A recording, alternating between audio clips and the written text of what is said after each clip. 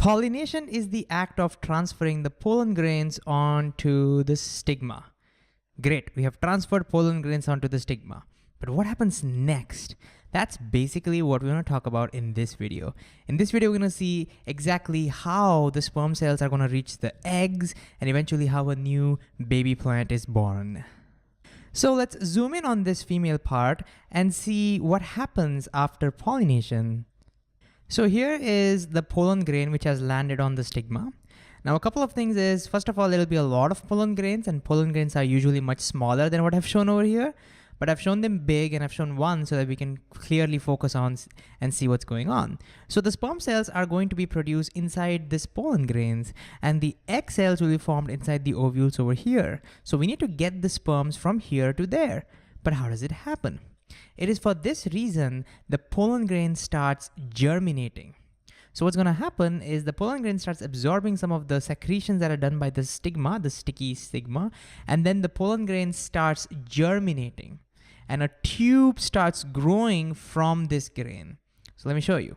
So a tube starts growing from this pollen grain, and the tube will eventually go all the way into the ovary. This is the ovary. It'll go all the way into the ovary and all the way into the ovule. So it makes a path for the sperms and leads them all the way to the ovule where the egg cells are lying. Now at first you may be wondering, well, how does the pollen tube know exactly where the ovules are?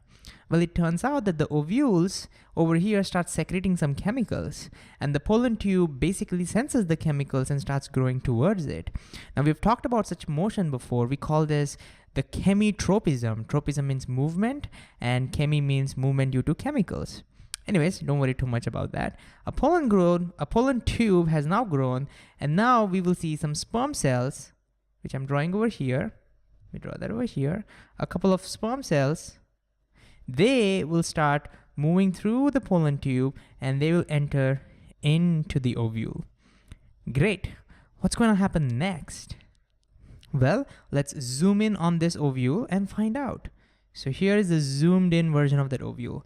This is that same pollen tube, and this is that ovule. The single ovule I've zoomed in over here.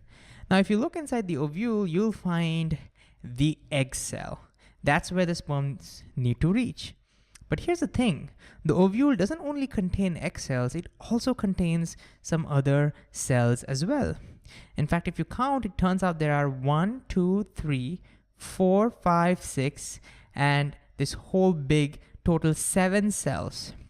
This big cell has 2 nuclei inside of it. All right.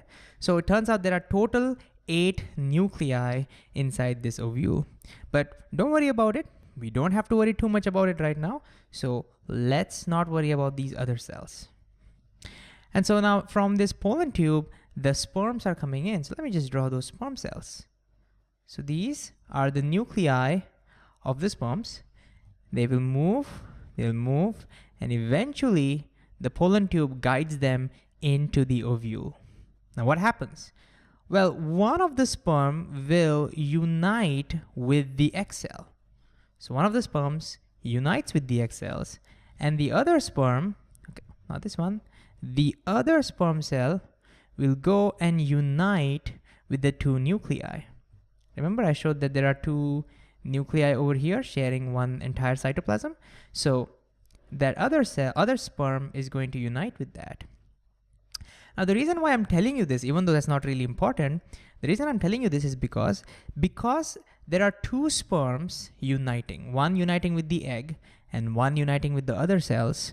We say there are 2 fertilizations happening in this plant. And that's why usually in flowering plants, we say double fertilization takes place. Fertilization is basically the uniting of the sperm cells with one of these cells.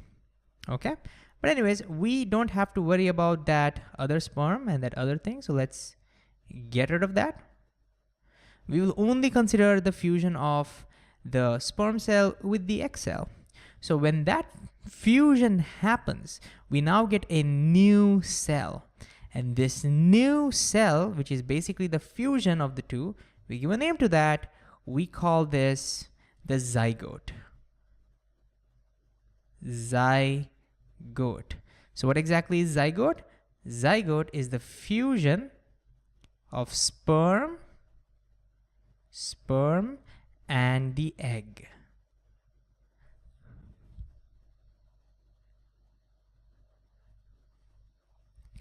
Great, we now have a zygote. What happens next? Well, next, a lot of changes start happening. First of all, the pollen tube has done its job, so it'll start disintegrating.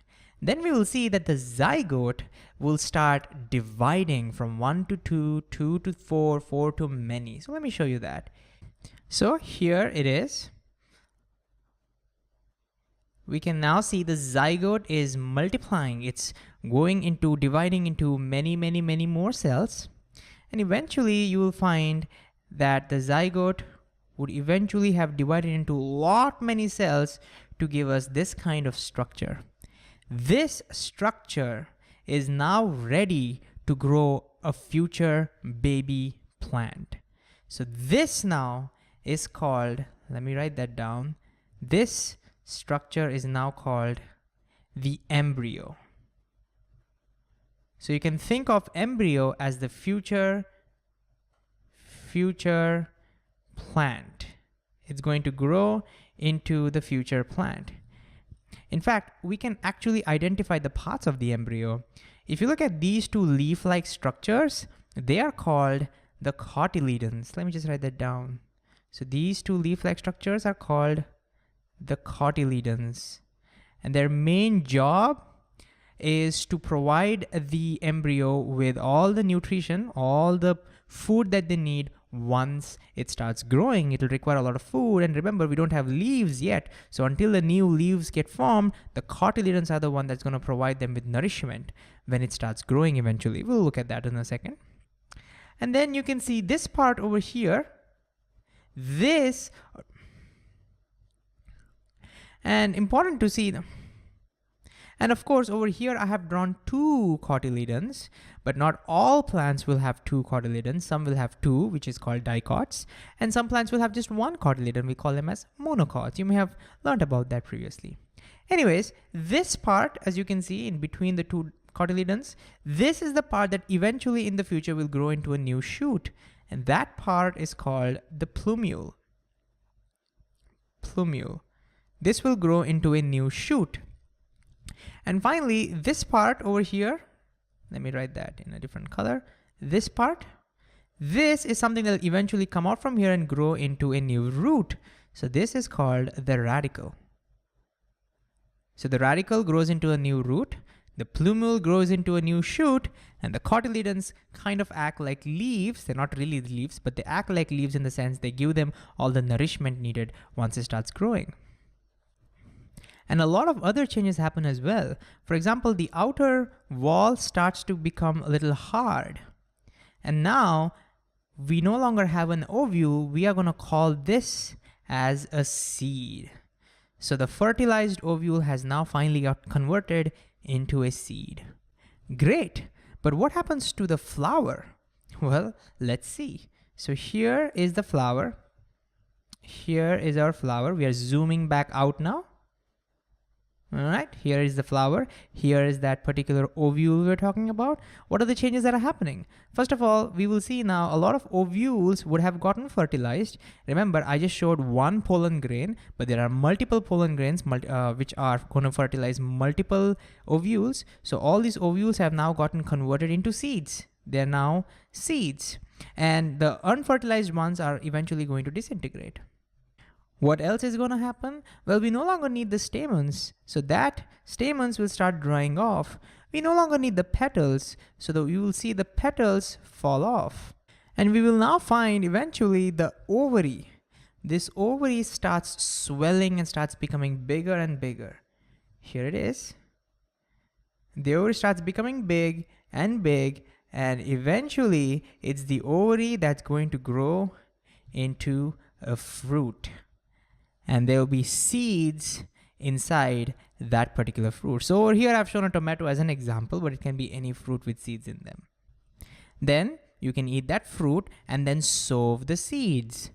So maybe you can't do that for tomato, but for some other fruit, you may be able to sow the seeds. So the next question is, what happens once you sow the seeds? Well, once you start sowing the seeds, you will now see that first root starts developing from the radicle. Radicle is the part where the root develops, right? Then we will find the shoot starts developing from the plumule. Remember, we just talked about that. Let me show you that.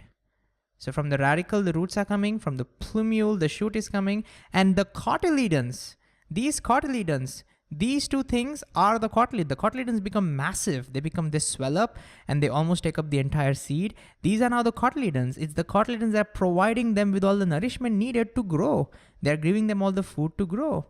And then as time passes by, we will now find that eventually that shoot starts growing into new leaves. And now the leaves, the first leaves can now, true leaves we call them, can now start photosynthesizing and can start making the new food. And now no longer cotyledons are needed. So the cotyledons eventually get drained. They will now start shrinking, and eventually the cotyledons go away. They will shrink. And finally, a new baby plant is born. The roots can keep on growing. The plant can keep on growing. And once the plant becomes mature enough, the plants can grow new flowers. And the flowers can get pollinated. And now the cycle can repeat. This process of new plants growing from a seed, by the way, is what we call germination. And so this, in short, explains how fertilization happens in plants. So to quickly summarize the important points, after pollination, a pollen tube starts growing and it directs the sperm cells all the way into the ovule. Once the sperm cells reach the ovule, one of the sperm fuses with the egg cell. This process of fusion is what we call fertilization. And the new fused cell is what we call a zygote. The zygote can now multiply, divide into many cells, and eventually forms what we call the embryo. The embryo is the future plant. The cotyledons of the embryo are going to nourish it once the seed starts germinating. The radicle is where the root grows, and the plumule is where the shoot starts growing. At the same time, the flower loses all its other parts. The ovary swells and becomes the fruit. And eventually, as the plant grows, the cotyledons shrink, and now the leaves take care of all the nourishment and the food requirement of the plant.